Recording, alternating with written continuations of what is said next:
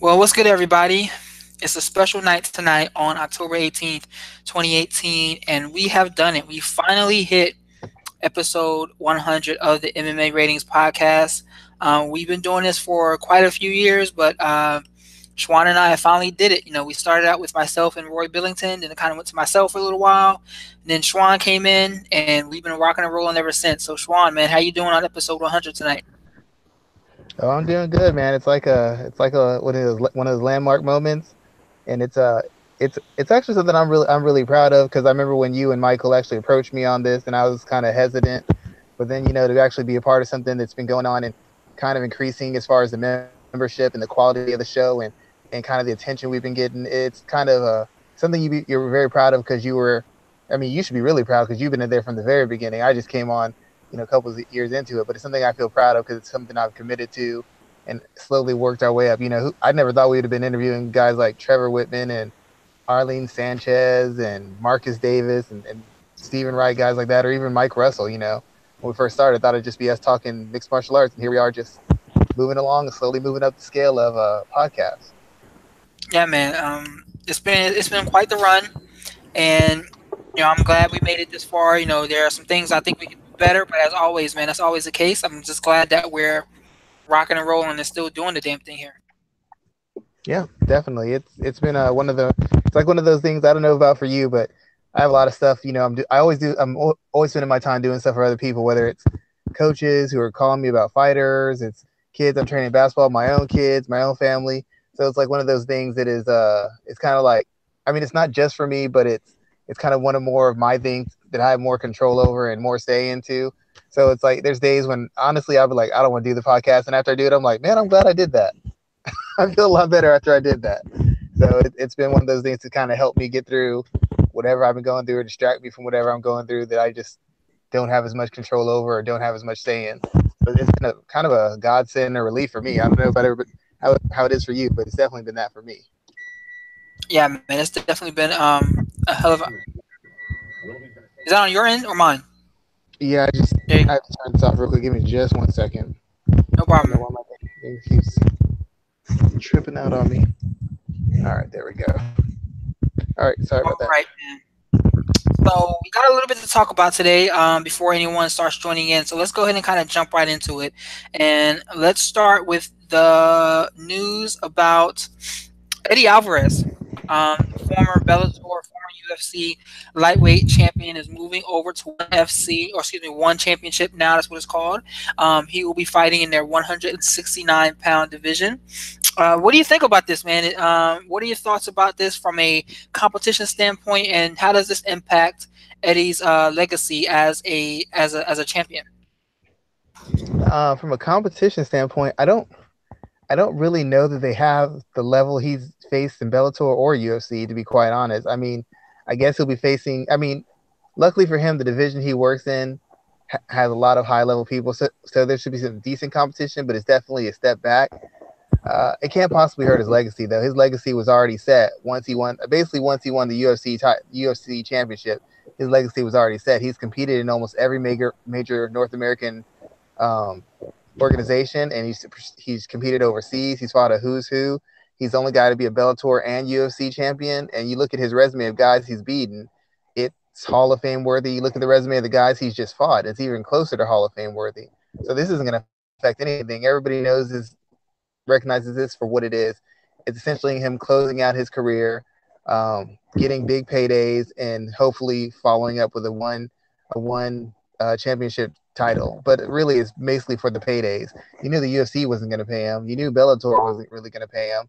So he's just trying to maximize his name and maximize any leverage and any branding he got from fighting in the UFC and kind of close out his career. I mean, everybody knows he's on the back nine. So this doesn't affect anything as far as my impression of Eddie Alvarez. He spilt enough blood for us fans to never have to be questioned about his character or his quality as a fighter.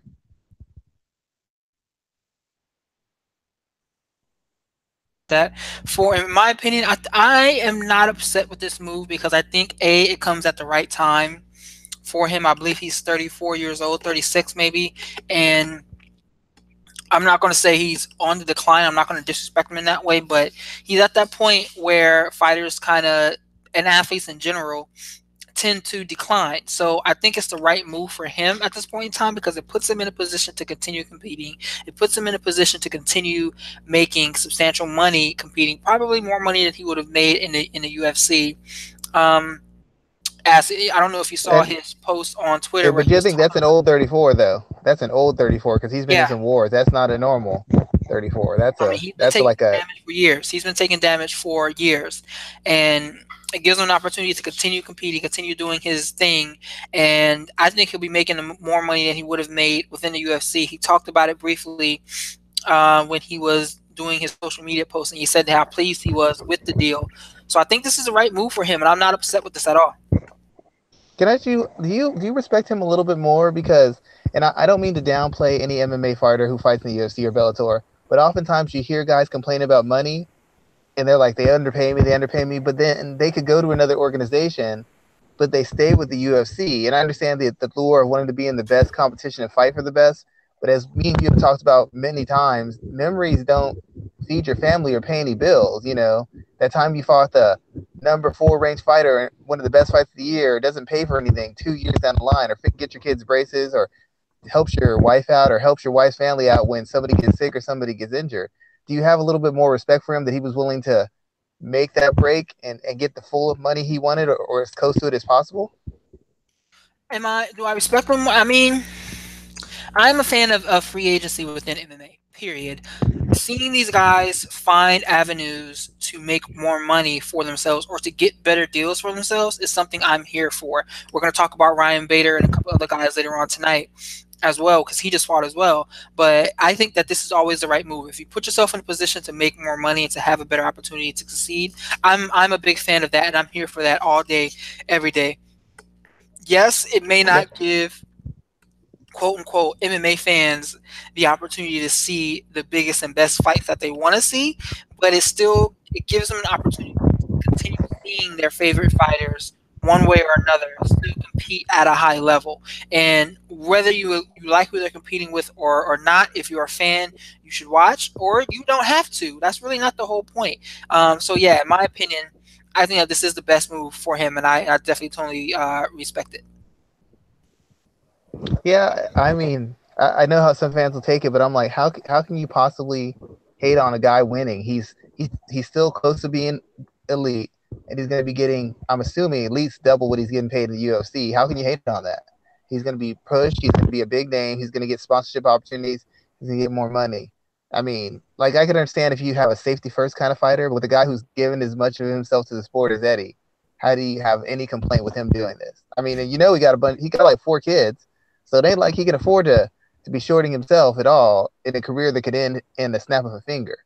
You know, I'm glad that he's actually following through on it and not just going back to the UFC so he can have another run in glory. I get that aspect of it. Well, obviously I don't get it enough. I've never been a fighter, but that real life aspect of having to feed your family or having to take care of yourself after the sport's done, I don't see how anybody passes up consistency or stability for that thrill. And maybe that's just because I never competed at that level. Maybe that's what it is. So now let's talk about what fights do you want to see him take? Me personally, I'm most interested in that Shinya Aoki rubber match. You know, they both have one win over each other. Shinya Aoki got a win via heel hook, and Eddie Alvarez, I think it was knee bar, and Eddie Alvarez won via knockout in Bellator. What do you think about that fight as third time around? Because Alvarez has said he's not interested in it. I think it's a big payday. I think it's going to happen, but what other fights do you think he could take over there in ONE FC? The biggest thing I'm thinking, I'm hoping there could be some kind of cross promotion. I don't know that they have any guys out there that I want to see him fight. Like, oh, I'd love to see Eddie fight. I don't know enough about their fighters. I mean, I'm sure there's guys who could give him some bit of a challenge, but as far as a fight that's appealing, or I have to see that fight, or I look forward to that fight, none of their guys except for Aoki has any sort of name value. Maybe they could talk to somebody from Risen. Maybe they could do a cross promotion with Bellator. That's the only way you'd have fights that would generate interest to the people in North America.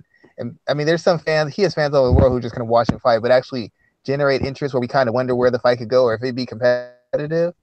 I don't know anybody on their roster who generates that kind of interest for me. It'd have to be some kind of cross promotion or maybe borrow somebody on loan from one of the other organizations. That's the only thing I can think of. I don't have any matchups that I have to see Eddie fight in. I'm interested in seeing if they can get Ben Askren to come out of retirement to fight him. I think that's a big fight. Ben Askren will get paid. I doubt it happens, but I was thinking about that earlier today as something that we could hope for. Yeah, I mean that's about the closest thing you could get to any name value. I don't know that if I'm Eddie, I take that fight because Askren's obviously the bigger guy. He's such a bigger wrestler. Eddie doesn't mind losing, but I think he wants to lose in fights to give him a chance to showcase his violence, his toughness, his heart, the dog in him. A fight with Askren just doesn't seem very appealing as far as how that works in his favor. I'd rather them see if they could get like a Patricky pit bull and see if Bellator would loan Patricky over, or see if they could get a guy from Risen, even a Darren Cruikshank, and have him fight Alvarez. That might even make some sense. But like I said, anybody who's currently or has recently worked with one, it doesn't have enough appeal to me. Nothing against Eddie, nothing against them, but they don't have anybody who's accomplished enough that's gonna make me sit down and be like, I have to see this fight. So, I mean, I totally agree with you. I see your standpoint there. I think it's some good analysis. I'm just a fan of Ben Askren talking, but we'll see what happens. I'm not even kind of convinced that he will come back and fight again, but that's neither here nor there. Let's keep the conversation going. I had originally had us talking about UFC 229, but all the analysis about that has been said, gone, come and gone. I don't want to touch on that anymore. So let's keep going from there. Let's talk about Bellator first, and we'll talk about some fight announcements for some upcoming cards here. Let's talk about Bellator, where they had two events last weekend, Bellator 207 and 208. At 207, we saw Matt Mitrione lose to Ryan Bader. Ryan Bader now advances to the finals of the Bellator Heavyweight Grand Prix, where he will be facing off against Fedor Emelianenko, who defeated Chael Sonnen the next night. So it's Fedor versus Ryan Bader in the finals. That's first thing I want you to do, Schwan. Break down both of their fights individually, and then talk to me about what you see when these two guys will pair off sometime in 2019. Basically, the Mitrione fight that was predictable. I don't hate Matt Mitrione. He's a great athlete, as far as especially for mixed martial arts heavyweights. He's an outstanding athlete. He's got a unorthodox but very it's kind of an attribute based striking style, but it's very effective given his movement, his timing, his length, his explosiveness, his power. But the fact of the matter is, all the time he's been in mixed martial arts, he has never learned how to wrestle. He has never learned how to grapple. Not defensively, not offensively. He's just terrible. He really is that bad at it. I mean, he got dominated on the ground by Travis Brown. Travis Brown dominated him on the ground. That's how bad he is. And if you remember, he fought Kimbo, rest in peace, and he beat Kimbo on the feet. But Kimbo took him down like 3 or 4 times and held him down. Kimbo Slice, who was nobody's wrestler, and a guy who was probably 25 pounds lighter than Mitrione coming in. Mitrione is just a horrible defensive wrestler, horrible defensive grappler, horrible offensive grappler, and he has no ability how to defend. I mean, people talk about how Conor was dominated by Khabib. That didn't really happen. Conor held his own on the ground in spots. The actual domination on the ground was Bader versus Mitrione. That was awful on so many levels.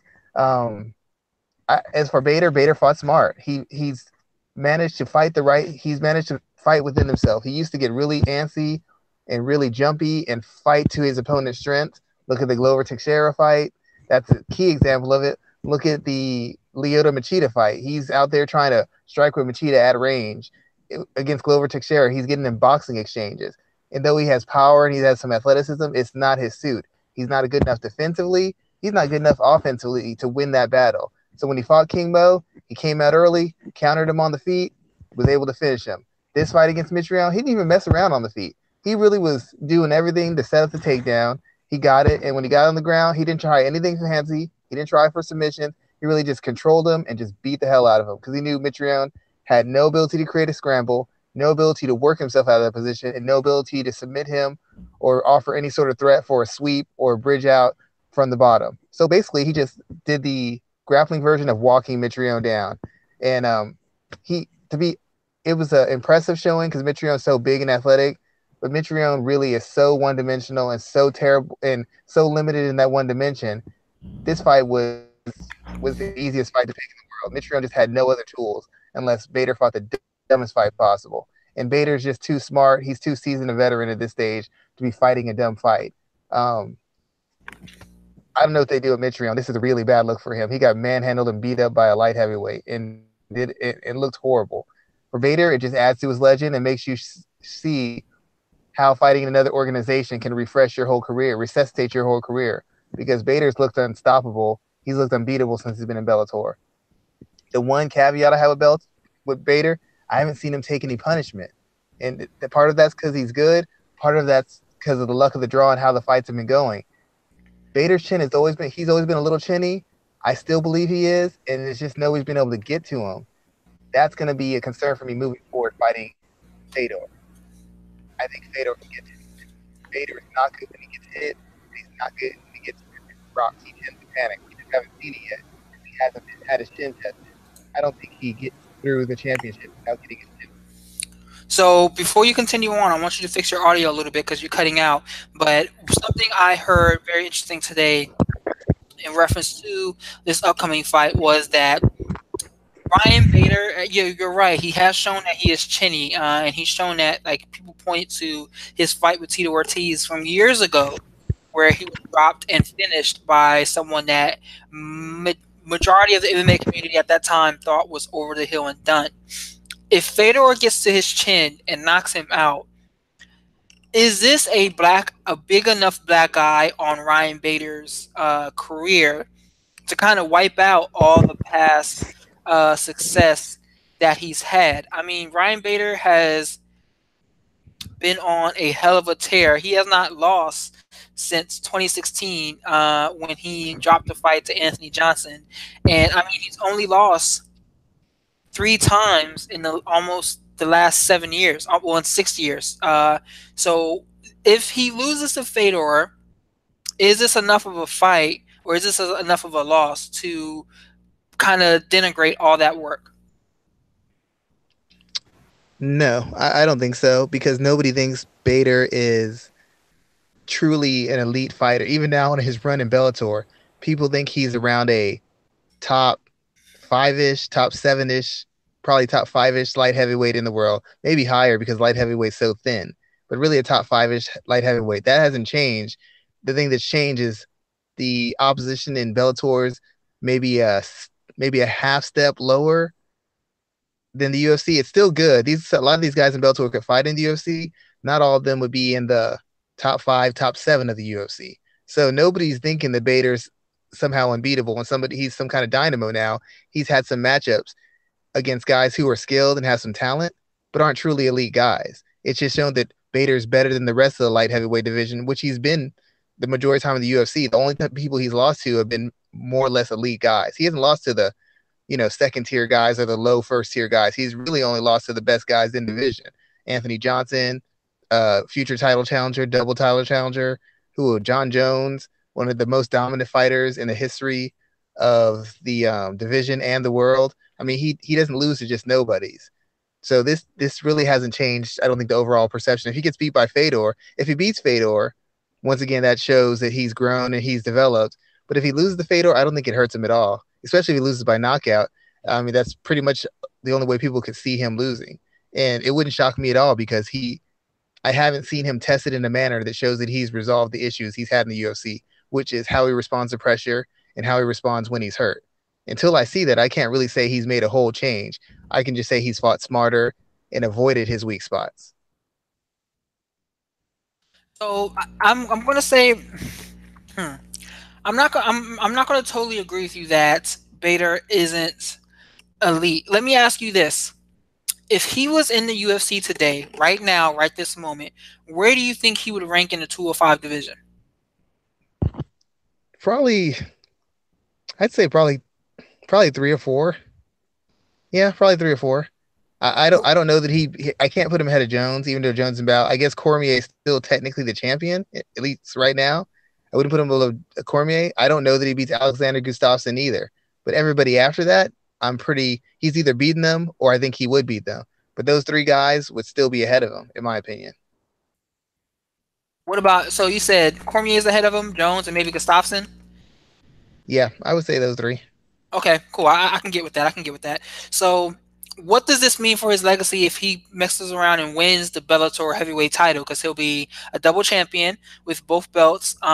Does this? What does this do for him as a fighter? What is his legacy after this win? Is it enough that he should be considered in the conversation of a quote unquote all time great, or is this like a is this like how can I put it into? Is this like Wayne Rooney going from the Champions League coming over to MLS when he's past his prime and it's not that great of a moment? It's kind of like that, but for this division, the light heavyweight division is so thin, and Bellator has had enough light heavyweights who I believe could fight in the UFC. Plus the fact that it's kind of like the Uriah Faber effect in the UFC. Uriah Faber has never won a title in the UFC, but he's beaten everybody else except for the best of the best in almost two weight divisions. Bader has beaten everybody except for the very best in the division. So even though that doesn't make him maybe like an all time great because he's beaten the greats, when you've beaten everybody else except the greats, there's a certain amount of greatness with you to get to that point repeatedly. It's kind of like the Buffalo Bills effect. The Buffalo Bills can't be the greatest team of all time, but how can they not be counted as one of the greatest teams because they made it to four Super Bowls? And nobody's done that since. That's very hard to do to make four Super Bowls in a row. You have to have some kind of greatness. So I would say that in the grand scheme of things, Bader would be considered one of the better light heavyweights of all time. But winning this division, the light heavyweight and the heavyweight division, are two of the weakest divisions in the history of the sport.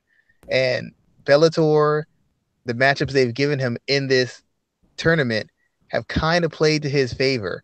I mean, King Mo would have been a hard matchup for him. Fedor's probably a hard matchup for him. But even in those instances, he's younger than King Mo. He's younger than Fedor. Um, Fedor has been on a decline, and Matt Mitrione is just terrible. Is an all around fighter. So while it's impressive because he's beating up heavyweights and he would be a double champ, which is historic, it doesn't carry as much weight because who is he beating? I mean, in my opinion, the best even if he beats Fedor, his best win in this tournament will have been beating King Mo because he's the only guy with the wrestling comparable to not allow Bader to control when and where the fight goes. And he was a guy who was on a win streak or had won more than he lost recently. So it's one he'll be listed up there, but he won't be in that top tier of greatness. Like kind of like a Hall of Famer first ballot, and there's guys who got on the third and fourth. They're still Hall of Famers, but there's a clear separation between them and the first ballot Hall of Famers. That's how I'd see Bader. Okay. Okay, I'm not going to disagree with you there at all. Let's talk about Fedor. On the other side of this fight, is he done? This I, and I was answer that question first. I got another one for you right after this. I don't think he's done. Like, a lot of people are going to downplay the win over Chael, but so many people before the fight were saying it's a 50-50 fight, or they thought Chael was going to put hands on Fedor. I heard a lot of people saying even before the Frank Mir fight. I heard people saying Mir was going to get Fedor out of there. So you can't favor the other guy or say it's 50-50, and then when Fedor wins, take away from his win and say, oh, he's fighting a guy who's smaller than him. Oh, he's fighting a guy who's not that great. You weren't saying that all the way to lead. You said 50-50, or some people said Chael's going to win. He did an excellent job. He still showed some of that athleticism. He showed a lot of poise and distance management skills. And quite frankly, Chael's still a very good wrestler. Chael can take down heavyweights. Chael can take down light heavyweights. He's really a middleweight, and he was able to defend Chael's takedowns and counter him quite sharply. I know Chael's not who he used to be, but Chael, if nothing else, can still wrestle. There's very few guys he hasn't taken down that he's fought, win or lose. And Fedor just shut him down completely. I don't see how you take away from what he did. Is he what he used to be? No, but I don't think he's done. Even just based off his athleticism alone and his ability to find his punch placement and his accuracy and his power, he's still a threat. If he fights smart and uses all the tools, I still think he could be a top seven, possibly top five heavyweight. It's just a matter of whether his chin holds up. But skill wise, he's still better than the majority of heavyweights we see on a regular basis. I mean, you tell me he's not better technically than Derek Lewis?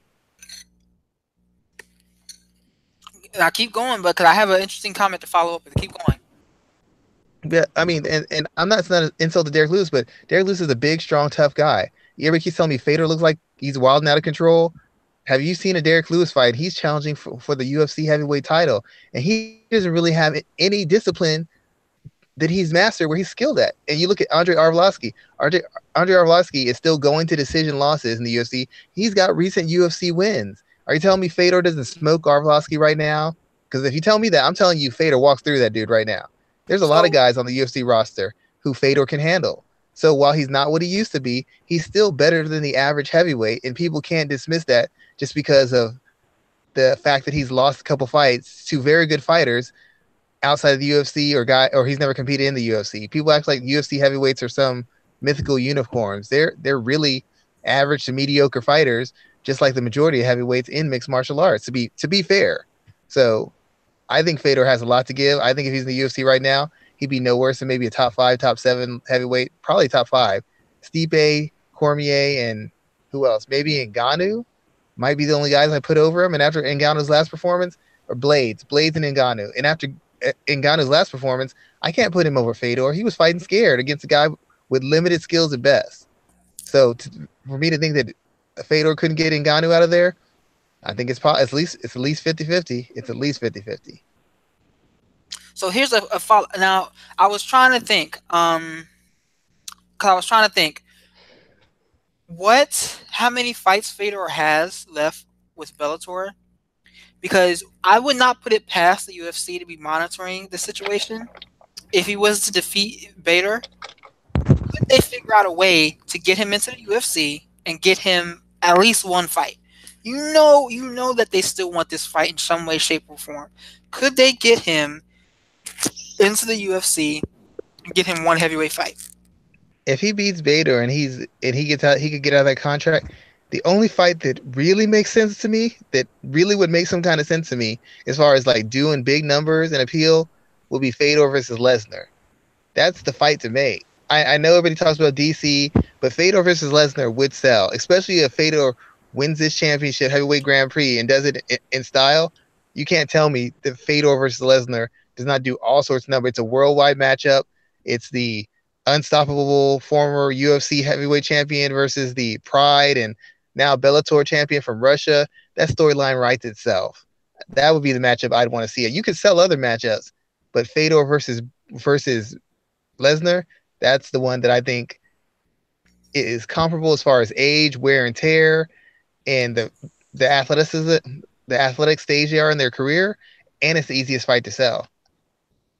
That's what I would pay to see. I mean, you could put him in with John Jones or Daniel Cormier, but Lesnar would be the fight that sells the most and be the most competitive fight because Lesnar's still kind of one dimensional. Fedor's you're not too sure about his chin, so you got basically a striker who can grapple at a high level and a guy who can strike athletically at a high level, but is more of a wrestler. That'd be an interesting matchup within itself. Yeah, I would definitely. I would watch that. I'm not going to say I would be super excited for it, but booked around the right card, that could be a seller. It'd be the MMA version of Floyd versus Manny. It should have happened 5 or 6 years ago when they were closer to their peak. But hey, people still see it now just so we can see it. I still watch Floyd versus Manny just so I could actually say I saw it with my own eyes, True. and I remember. I'll watch that for the same reason. True. We all did sit around and watch that bad fight. Speaking Yeah, of bad terrible. fights, let's talk about the fights that have been announced by the UFC in the last few days. They've made some changes to UFC 230. They got rid of Valentina Shevchenko versus Shajar Eubanks. They actually put Shajar against Roxanne Modafferi on UFC Did you see 230. what she was saying on Twitter? No, I did not. What did she say? She was like, people were saying you're gonna lose fans going on this rant. She's like, "F the fans, I don't need them. I got my camp and I got the people who love me." And while I understand why you can say that, I don't know, man. I mean, I know they don't pay your bills directly, but they kind of sort of Listen, impact your ability to make money. listen. I'm gonna be real with you. She is not the type. She does not fit the demographic that the UFC wants to promote. So they weren't putting money in her pocket anyway. Period.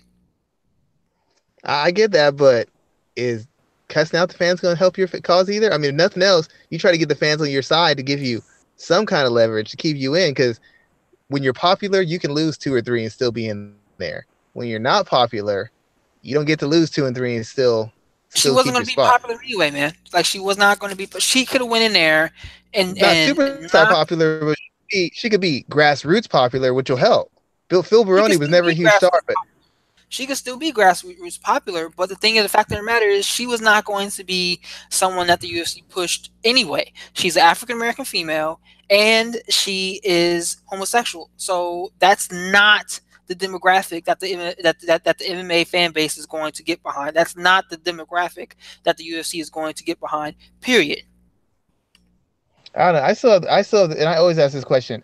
It's basically what I call the WNBA question. You know, people always say the WNBA needs to get paid more, gets more run. I know a lot of women. None of them watch it. I watch the WNBA. I don't know any women who do, and I know that the LB that community is very popular. If nothing else, if they want to see themselves supported in the sport, why aren't they pouring all their support to the sport to get people who are in their community to that next level of popularity? Even if you don't support it, buy the pay-per-view anyways because she's on it and tell them why. See, so there's some interesting information there's some interesting misinformation there, and I want to share the article with you on Twitter when we're done talking about it. But Sure. the WNBA, their attendance and ratings have been growing year over year. People do watch that content. It may not be to the same level of the NBA or Major League Baseball or even like professional soccer. People still do watch that content. And then on top of that, if you look at the women's national soccer team, people watch them just as much as they watch the men's, if not more, and the women still don't get paid as much. So there is a space for what proper promotion could do for women's athletes, even if they don't fit within that demographic that people want to see. The UFC does not want to promote women that look like Sajara Eubanks, period. They don't want to promote women that look like Tanya Evinger. They don't want to really promote women that look like I mean, even like it blows my mind with Angela Hill, but that's like we've talked about her multiple times over and over again. If you don't look like Valentina Shevchenko, Joanna Jędrzejczyk, Paige Van Zandt, Michelle Waterson, or one of those type of individuals, you're not getting the same type of promotion that Oh, everyone else gets. I agree with you on that, but I'm still gonna. It's like one of my things my dad used to say. You could say somebody fired you from a job because it's racial, because you're a guy, because you're a girl, whatever. He goes, but were you doing your job exceptionally well? Did you miss days? Were you late? And he goes, I'm not saying that's the only factor, but you need to perform in a manner that takes some of the questions away. Michelle Waterson may be one of the pretty girls, as Felice Herrick calls her, but she's a pretty girl on a 4-3-4-5 Say it winning again. run. Angela Who? Hill, I think, could be a superstar. I've always said that, but Angela Hill can't put two wins together. So even though I want to support her, to me, that logic stands. You can't put two wins together. I can Dude, make an argument when you're winning. I can't Michelle make an Waterson argument win can one, barely lose put one. two wins together. Paige Van Zandt Oh, can barely put two wins together.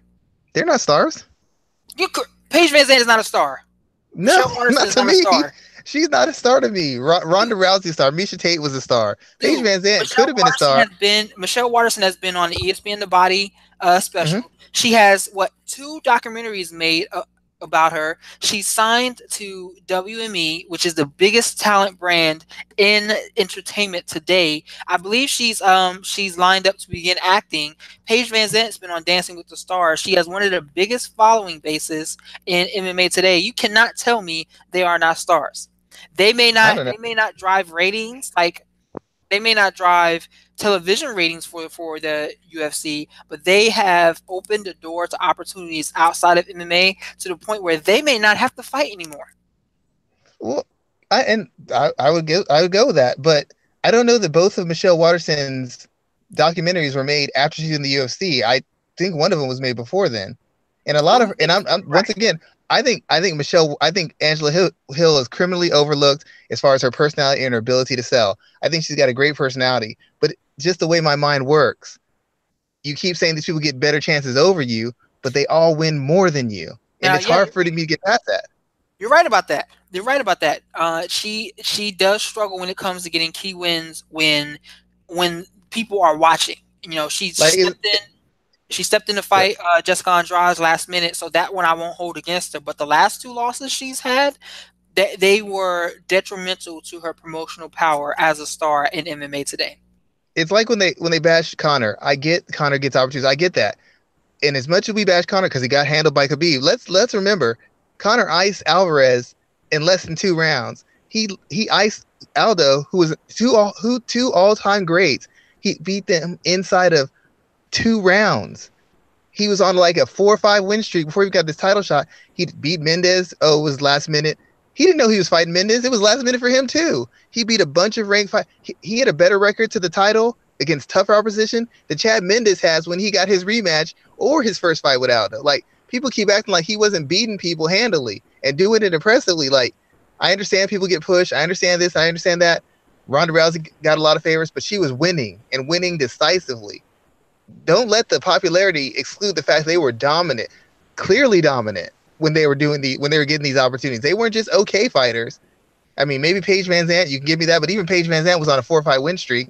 I mean, it's hard for me to just tear it down because they were beating legitimate people. Felice Herrig, oh, she's a fraud. She beat Felice Herrig with an inch of her life on national TV, and then she's I still wouldn't saying say she's a. all that. She lost the first round. She won the last two handily though. She lost her round, but Felice faded after the second. She was taking a beating. I'm not saying she was going to kill her, but she was whooping her, and she just said she's a fraud. You told me that girl was a fraud. You told me she would choke under pressure, and that girl handled you. But you're saying she gets opportunities. You could have derailed her years ago. You could have ended her hype train, but you couldn't beat her. I And mean, you're right. that's all. It's hard for me to ignore that one fact that you're not winning consistently. It's hard for me to ignore that. I can't I get mean, that out of my mind. I understand the unfairness. I get that. I see it every day. But it's like when I see someone get a pass over for a job who's always on time, never misses work, and performs light years better than everybody else, that makes me frustrated. But if they're just a so-so worker who's getting passed over, eh, I mean, y'all are both so-so. When one person's more appealing to a segment, of course they're going with that person. Now, if you tell me you're great, now I'm angry for you because you're outstanding and you're getting passed over. I can't get mad because the so-so person got passed over. It just doesn't resonate with me like that. I get the unfairness, but it doesn't resonate with me like that. okay, so let's talk about the fights that were booked. Since we're talking about women's MMA, where we've already talked about Valentina Shevchenko versus Joanna and Jacek, so we don't have to talk about that one too much anymore. Let's talk about the newly announced Megan Anderson against Kat Zingano. This is a backup fight for UFC 231 in case if someone falls out of the Amanda Nunes Chris Cyborg fight. What do you think about this fight? I got a couple of questions for you in regards to it. This fight, in theory, if you look at the skill sets and you look at their last fight, this fight should be so easy for Kat Zingano. She's more physical than Holly Holm. She's a better wrestler, and to a certain extent, in grappling, she's a more explosive athlete.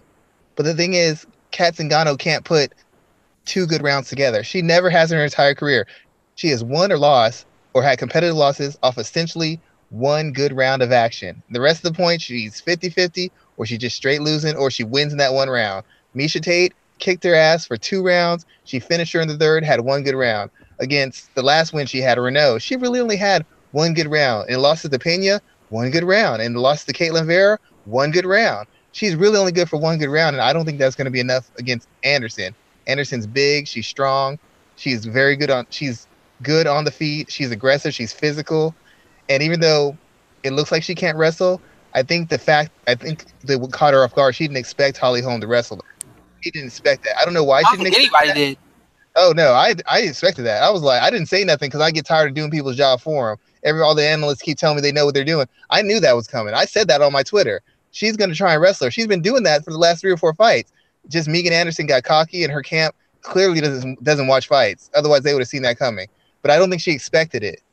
And the difference is Holly Holm is strong and physical, but Holly Holm's conditioned. She can do that round after round after round. I don't know that Kat Zingano can do that round after round. I've never seen her do it 3 rounds, 2 rounds in a row. So there's a good chance she takes her down and works over the first round. If she doesn't finish, she gasses and just hangs on for the next two, to be quite honest. So it technically, on paper, it should be easy Zingano. But based off the Zingano I've seen, who's not the athlete she used to be, and her stamina's gotten even worse, it looks like Megan Anderson will turn on late and then put something on her, maybe stop it or just win a lopsided decision. Okay, all right. So let me ask you this. This is a this is considered a quote unquote backup fight for the main event. If Amanda Nunes or Chris Cyborg fall out, who do you replace them with? Do you go with Kat or do you go with Anderson? I, to be honest, the weird thing is, Kat Zingano's like 1-4 in her last fights in UFC, and Megan Anderson's 0-1 in the UFC. So we're gonna have an 0-1 fighter come in and fight for the title. It just seems weird to me. I get why they're doing it. I guess you have to go Zingano because at least she's coming off of a win. because Holly Holm worked Anderson over, and Holly Holm got beat up by Cyborg. So you can't put Anderson in there, can you? Like that wouldn't make any sense, would it? But this is the fight everybody's been talking about for a long time. She was actually supposed to get that shot before home. Did people think that Anderson was going to beat Cyborg? I don't think I'm not necessarily saying people thought she was going to beat her, but that was a fight that people were looking to see for an extended period of time. I will tell you this: these MMA fans are bloodthirsty ghouls. There is no need to see that fight. I mean, we've There is always, no I need. mean, dude, we watch people get fight. We watch people step into a steel cage and fight. That is terrible. Anderson, she just doesn't hit hard enough. She's not fast enough. She's not quick enough. Holly Holm was muscling her on the ground. Do you have any idea what Cyborg would have done if she got her hands on this girl? Violence, dude, violence. I mean, they would put her in jail for they put people away for life for that kind of violence. That's the kind of stuff you videotape and send to Twitter so you can expose this violent offender. Except for some reason, people would allow this to happen. I mean, I get why they would make that fight because everybody look forward to it, but you can't have Anderson fight Cyborg off that loss at home. You just can't. I don't see how you could justify that. I don't see how you could explain that. And if she has two crushing losses, one to home that was technically and strategically crushing, and then Cyborg who was going to beat her with an inch of her life, physically crushing, what do you do with Anderson then next? She's just ruined. At least if Zingano gets knocked out the paint, it'll be exciting, it'll be short, and it'll be a spectacular win for Cyborg because if Zingano doesn't finish, she ain't gonna have nothing less, and Cyborg will close a show on her. But at least Zingano's coming off a win. Uh, I haven't even seen Anderson do anything of value in the UFC since she's been there, and it's only been one fight. But good lord, I don't see how you could spin the Anderson fight. I guess you could do it anyways, but the legitimacy of it would take such a hit. But once again, this is MMA; they don't care about that. So I guess go ahead and do whatever you want. All right, man. So let's move on to the next fight. Derek Lewis and Daniel Cormier. This fight is now the main event for UFC 230. Derek Lewis is coming off of a last-minute Hail Mary win over Alexander Volkov. Daniel Cormier is coming off of a first-round run over Stipe Miocic. He's talking about the fact that there's a couple of different things with this fight I want to look at. First, they're fighting in New York, where that group is very stringent up with their medical processes. Cormier has talked about his fingers broken, that he can't really make a fist. Lewis is actually on medical suspension beyond this fight, so he's actually technically not supposed to fight here. And I think the NSAC adjusted that suspension. Talk to me about this fight before we go into the actual technical breakdown. I mean, everyone's picking Cormier, and I don't blame them for that. From a business standpoint, was this the right decision to try to rush Derek Lewis back for this fight right now? And what does this say about the health process within MMA? First of all, it was the right business decision. I know it's not short term. It's short term thinking. It does nothing for the credibility of the sport and legitimacy. It just makes the sport look like as you say, a shit show, a poorly run shit show. But the fact of the matter is, Derek Lewis is in this fight because of his activity on Twitter and his post fight antics. This is the guy who, by all intents and purposes, a big, dark, scary looking black guy who shouldn't have anywhere near the popularity he has. Why does he have it? He's got natural charisma, he's got natural charm, he's got a good sense of humor, and he says whatever the fuck he wants to say. He knows how to engage with crowds, he knows how to engage with people. His post fight speech was like watched by like 3 million people, dude. People just watch that. People I know who don't even like fights watch that post fight speech. What do you think about that, Derek Lewis? He's a great fight, right? No, he's not, but he's a great personality. He understands how to work social media. He knows how to work with fans. He knows how to work the organization. Something all these lesser popular fighters, because he's in a weak division, beating up weak fighters, and yet he's one of the biggest stars in the UFC, and he's become one. And basically, he's become this huge star in about a year and a half, 2 years. And part of that time, he was retired. So don't tell me that you need the UFC to push you because they didn't push Derek Lewis. He made his own star. So this makes perfect sense because he's the only guy who's got the personality to sell a fight, who's got enough appeal to sell a fight. Technically, it's not interesting at all, but the personality, it's kind of like the McGregor versus Mayweather thing. The personality is what's going to help it sell. So as far as a business move, yeah, it's great for that short term, quick heat as they call it in pro wrestling. But long term, It's bad. It's just not good planning at all long term. It's just a shit show. It's an unprofessional shit show too. So from a I guess technical standpoint, this is fight time here. What do you think about this fight stylistically? Who do you think wins and why? First of all, I have to say, and I'm gonna reference my article I wrote on MMA ratings like 6 months ago, probably when he fought Ngannou.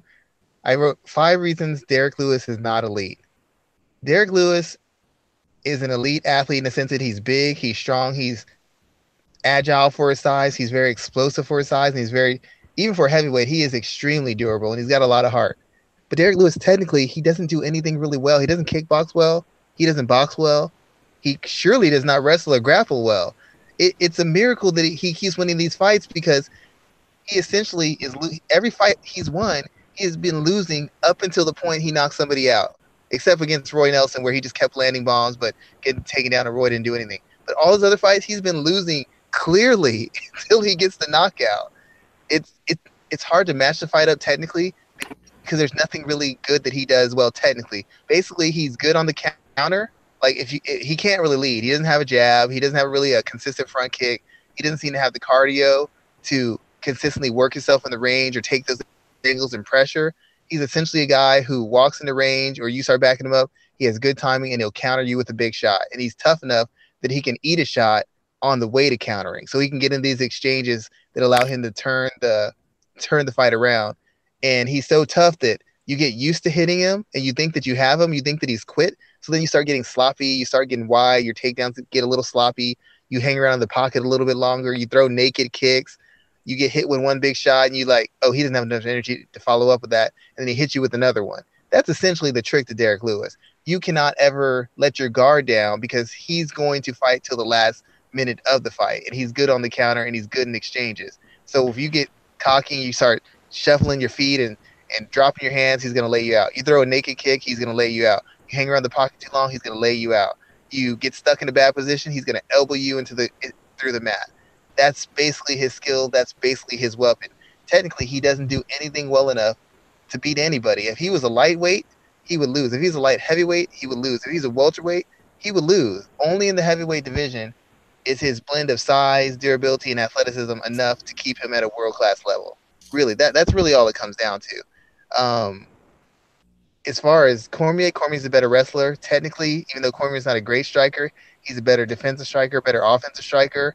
The problem with Cormier is going to be you can jump on Cormier early. Cormier's been hit early by Uzumir. He's been hit early by Johnson. He's been hit early by Jones. You can get to Cormier. He got hit early by Stipe. You can get to Cormier early. And Lewis has the kind of power that if he gets to you early, there's really no coming back from it. I've never seen somebody come back from Lewis putting a two-piece on him. I don't think I've ever seen it. If he gets that 1-2 on you, it's essentially lights out. And I think he's got enough power to put Daniel Cormier out. And Cormier likes to pressure. Cormier likes to get his hands on you and grind you and grind you down and beat you up. That kind of fight is going to give Lewis the opportunities to find the counters he wants to get. And it's going to give him the opportunities to land the shots he wants to land.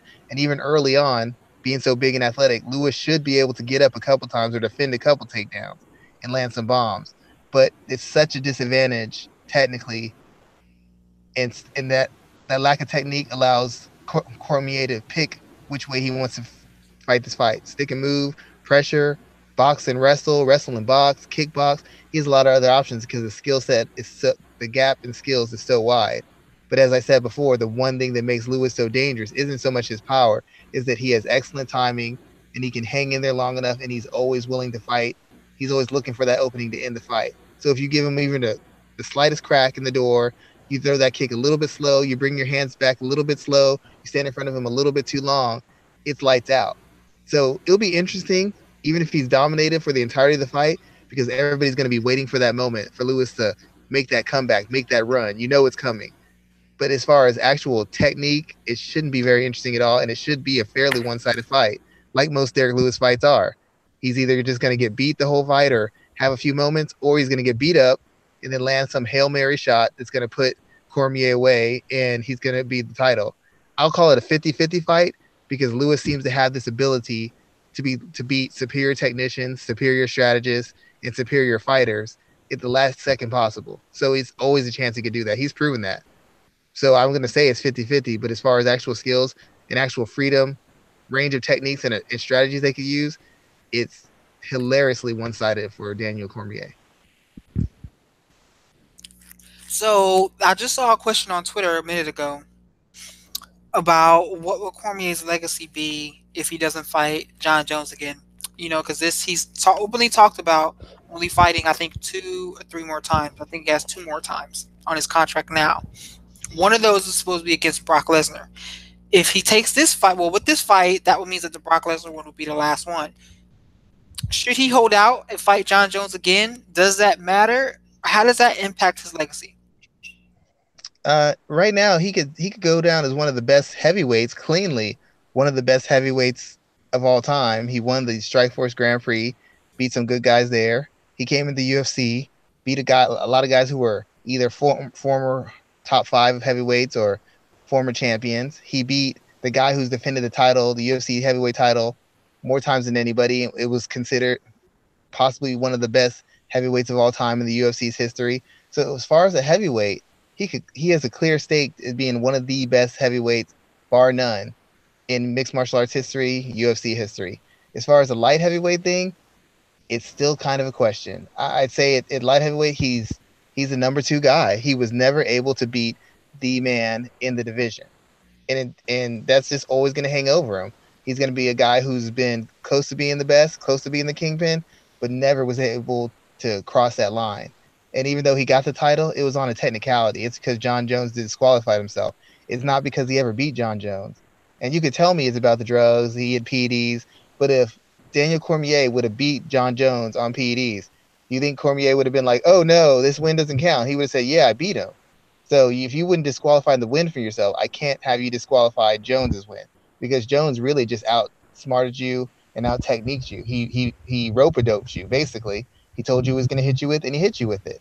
So still, Daniel's an all-time great at light heavyweight, but he's not the man at the division because he never beat the man.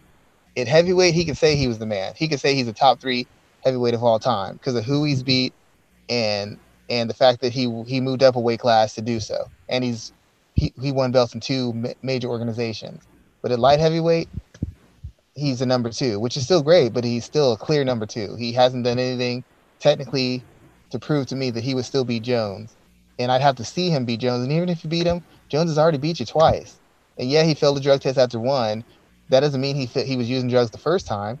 So even if you take that away, y'all be 1-1 in the series of three. Even though Jones did beat you by decision in one and knocked you out in the second, I would even give you 1-1. But that still only be 1-1, and it would depend on how he beat Jones.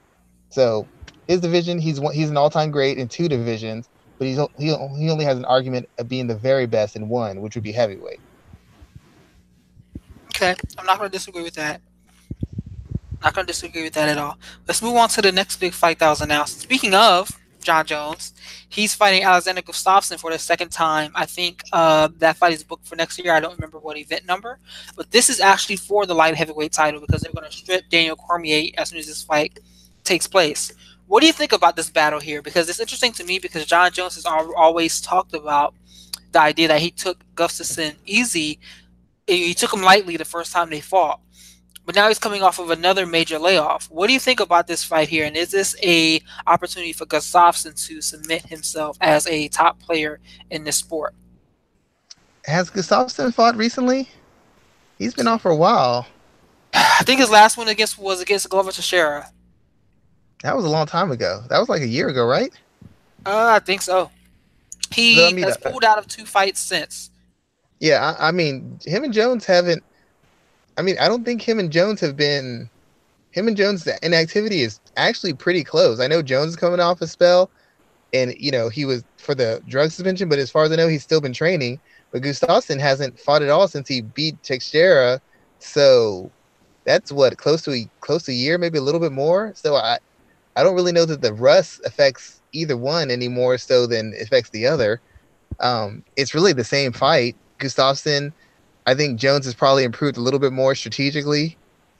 Gustafsson, to me, has the same holes he's always had. He gets by on a lot of footwork not good with footwork, but active footwork. He moves around a lot. He's very long. He's tough, and he can kind of push through the throw a lot of volume.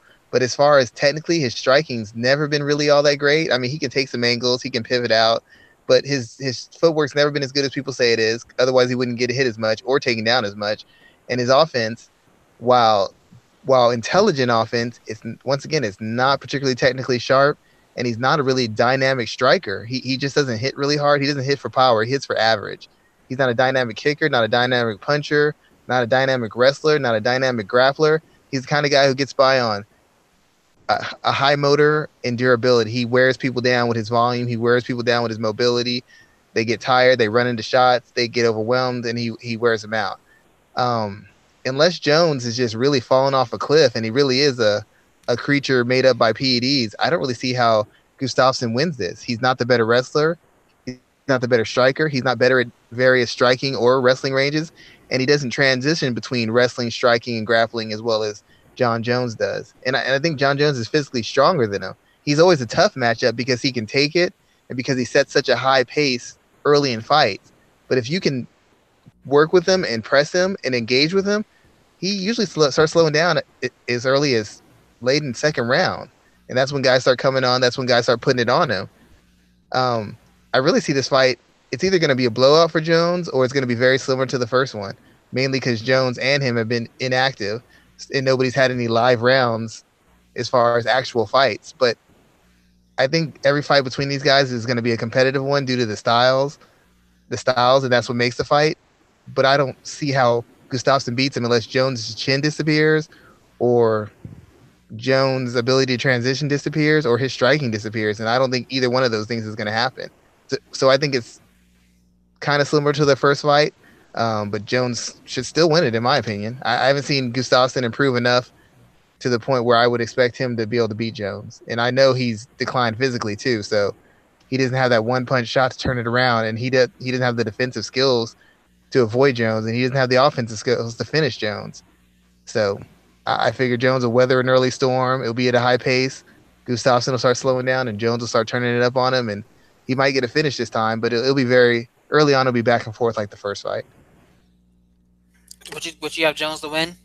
Yeah, I mean he Okay. might just smoke him, but I think it'll be very competitive. But I think Jones is going to come on late, and then he'll start walking him down, chopping him up and walking him down. Gustafsson just has too many holes on the feet for me, and he's really just too limited a fighter. I mean, he hasn't beaten anybody with a really good skill set. He never had to face a baiter.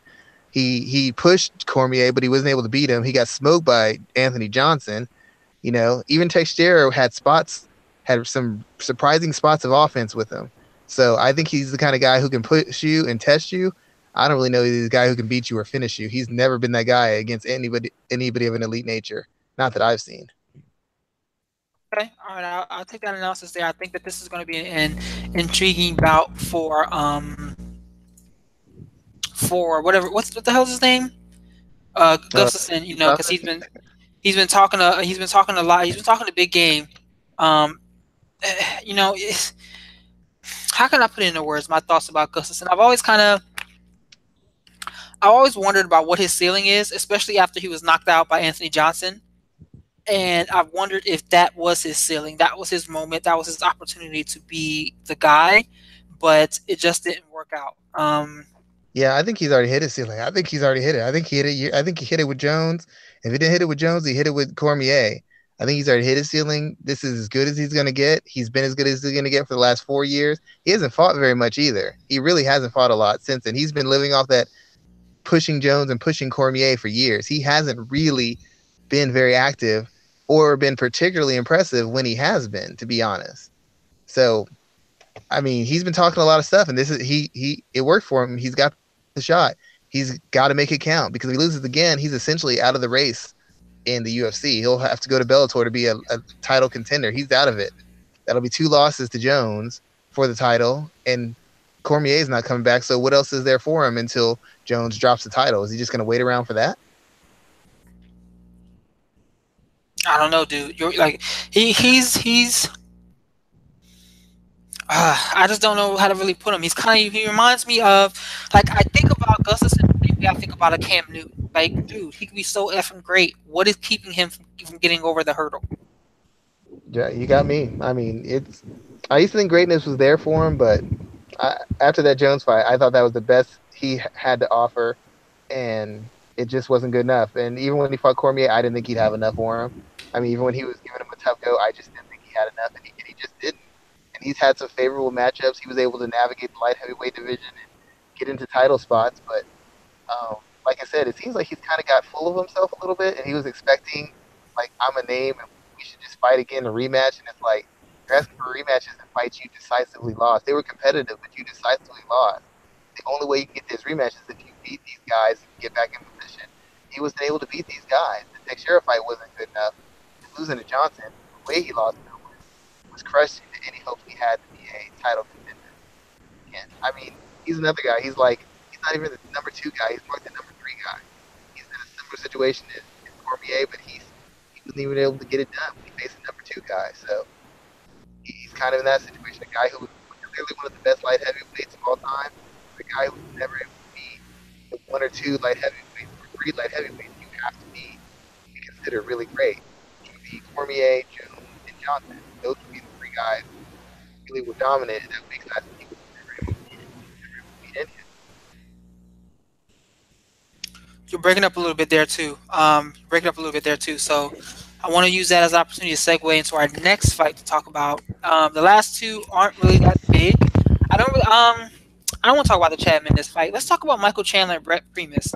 Chandler's finally getting that rematch. Brett Primus has been. I'm not going to say ducking him. He's been a little bit elusive with getting this final fight there, but I don't know if the card's been announced. But that rematch is finally happening. How do you break this down? I'm curious, and I don't know what your thoughts on this. How does, without having defended it at all, how does Primus still have the belt? Hasn't it been like almost 2 years since he beat Chandler? No, that was last year. Okay, That was last year that that incident happened. I think he had a. wasn't it? Was it July last year though? I'm gonna pull it up right now. I'm gonna pull it up right now. That was June 2017. I mean, that's like a year and 4 months almost. I mean, it's gonna be like almost a year and a half before he actually fights Chandler. Chandler's had like I think two fights since then, if I recall correctly, two or three. He's had two. Two. I mean, Primus hasn't had any fights. He hasn't shown up anywhere. He hasn't done any interviews that I know of. Like, I know that's not what you asked me, but how do you keep the belt when you haven't defended it or explained anything for almost by this time a year and a half? Like nothing. It's just I weird. It's just mean, very weird to me that you're the champion and you haven't defended it, but the challenger who lost is still fighting fairly regularly. That doesn't make any sense to me. yeah, he was Either way. supposed to fight in April of this year, but he had a knee injury. Hmm. Okay, well, I guess they spin it any way they want. Uh, the one thing before I get into actual technical analysis, the problem with Bellator is like we've talked about this so many times. The top five positions they're pretty solid. They have UFC level guys, whatever you want to call it. But after that, they don't have enough guys to create interesting new matchups. I mean, if Primus wins, like I guess you've never seen Primus through versus Pitbull. You have some interesting matchups moving forward. But if Chandler wins, it's like he's already cleared out the division more or less. I mean, to the degree that he's beat these guys before.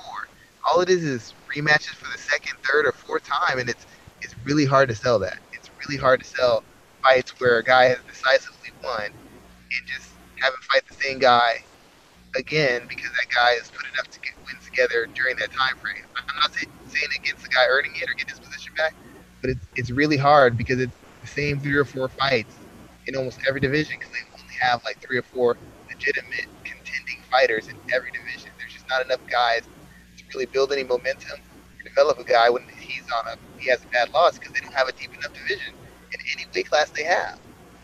Um, I'm probably gonna have to go Chandler. I mean, I know the injury happened, and the injury happened as a result of what Primus was doing, but I have to believe that he's the better athlete to me. He's the harder hitter. He's the more proven fighter, and I have to believe a guy like him is smart enough to have made an adjustment to figure out what he needs to do to beat Primus. Primus wasn't having a whole lot of success outside of those kicks. Not really. He wasn't doing anything that was really hitting him the ground. So if Chandler can either put enough pressure where he can't get those off, or he has a defense or a counter for him, which is, I would expect him to have. He seems like a smart enough guy to do that. Then it should be Chandler fairly handily. I've seen Brett Primus fight. I just don't think he's particularly gifted fighter. I just haven't seen anything that says that all things being equal, he beats Chandler. I mean, Chandler's vulnerable, but Chandler should have a guy like Primus. If he doesn't, we got to start talking about what he's forward to in his career. He should be able to outrun finish him. Honestly, he should be able to get him on speed too. There's always a chance that he could suffer another injury or maybe get knocked out because he isn't what he used to be. But he, in my opinion, he's a much better striker. He's a much better athlete, and a much better wrestler. So he should be able to, if nothing else, have a pure 5-round win, if not stop him. Hey, Schwan, you're breaking up there, man. I want to cut you off, dude, because it was getting progressively worse. Okay, go ahead. Yeah. Okay, so I heard that you picked Chandler, so I'm gonna let it in there because like your audio was getting a little bit progressively worse there. We have UFC Mono, was it Monacoton, whatever? When is that? Is that this weekend? Is there one this weekend? No, next weekend. So we don't have any fights this weekend. No Bellator event. We have a PFL on Saturday, where I mean, Roy Cooper is fighting Jake Shields again. He already smashed him once. Rick Story. Is there anything on this card that stands out to you? I mean, not nothing super important. Nothing's going to change the landscape of the fighting. Not really. I'd like to see who's going to win, who gets that money, who moves ahead. But outside of that, not really. Not matchup wise now. Yeah, I'm not. It's funny. A friend of mine asked me if I wanted to go to this event. We'll see what happens. But yeah, I'm not. I'm not too pressed about that.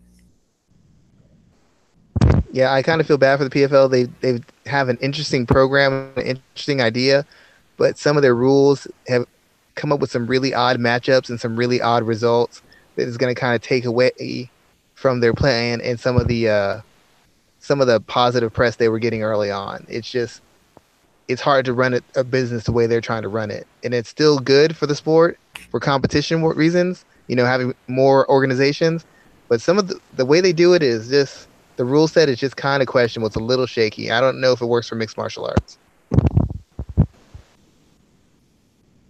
Okay. All right. I mean, I don't have too much to add after that. Let everybody know what you're working on this week, man. Let's go ahead and start closing out the show. Tell everybody what you got coming.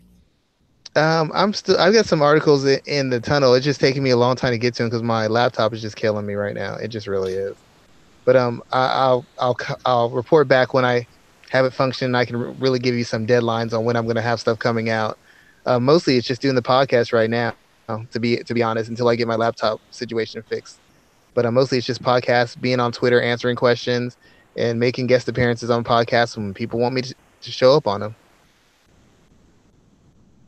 Well, there you go, sir. I mean, I have all of my content. I'm doing grappling coverage all over the place now. I have a couple of pieces I'm working on for MMA ratings this week.